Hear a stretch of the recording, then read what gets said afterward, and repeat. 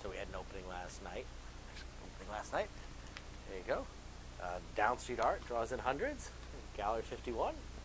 And it was, it was a great mix. So we have, MCLA students, it's Jamal and all doing it, and then, artists and locals, and so it's just a nice mix of folks.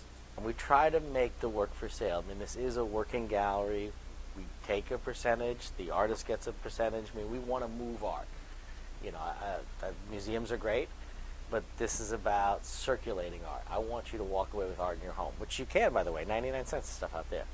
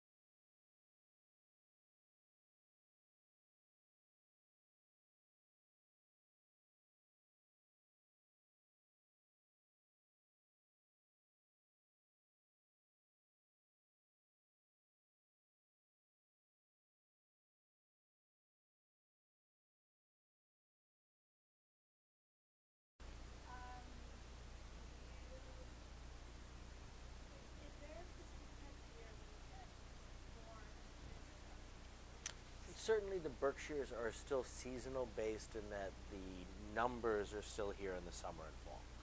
And so, certainly our numbers in July compared to our numbers in February, night and day difference.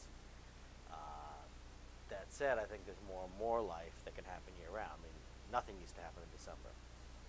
But the fact that when people come out and shop, obviously there's still people here. You, I, and 13,000 other people are still living in North Adams.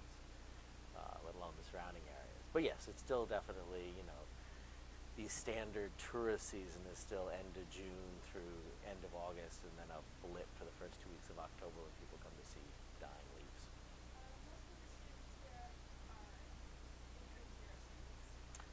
All of the staff, with the exception of a few volunteers, are students, work-study students, interns, people doing course by arrangements. A lot of them are art majors or arts management majors. So Fiona, who's out there right now, is an art major, and she's been doing an independent study here this semester, and we'll do a final project based on Gallery 51. So we have 9 students working with us right now. There's been a steady increase in the number of students that want to work here. I mean, the first year I just sort of convinced 1 or 2 people kicking and screaming to come help out. But now, the number of people that apply through work study or apply for, courses is quite high. What is your main affiliation? It is MCLA's Gallery 51, so it is the school. We do 10 shows a year. We try to have an open, eclectic eye. At the end of the day, Ben Voice, who I think you talked to before, and myself, we have to like it, and it has to be of a certain quality. We show the work of national, international artists, and sometimes that's local, and sometimes that's students, and sometimes that's faculty. In this show right now, there's maybe 24 artists. We have the work of Pam Buchanan and Danielle Christensen, who are both students. We have the work of Greg Scheckler, who's a faculty member. We have the work of local artists. We have the work of people, from far away. 80% of the time, we try to make the work for sale. I mean, this is a working gallery. We take a percentage. The artist gets a percentage. I mean, we want to move art. museums are great, but this is about circulating art. I want you to walk away with art in your home, which you can, by the way. 99 cents stuff out there. Yes, 99 cents. So, but so yes, the work's for sale. Yes, we want to move it. Um, and in terms of the art we look for a mix.